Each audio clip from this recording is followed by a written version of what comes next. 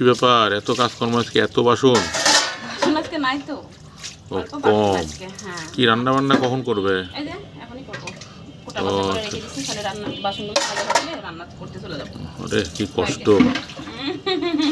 কষ্ট না, তাড়াতাড়ি নাও, বাবু চলে আসবে। হ্যাঁ, তাহলে তুমি মাঝে দাও, ভাত বসাই দিচ্ছি। ও আচ্ছা, দিবনি, মাঝে দিবনি।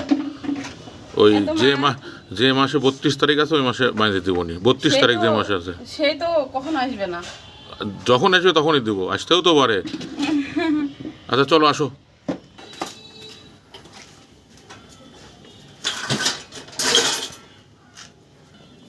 এই যে মাছ মাখা রাখছি, বড় মাছ। হ্যাঁ, মশলা আর একটু করা লাগবে। যেদিকে মূলা কেটে রেখেছি, আর এই যে সিম, ফুলকপি, আলু, শীতকালের প্রিয় সবজি যেটা। আর এটার মধ্যে কি আছে?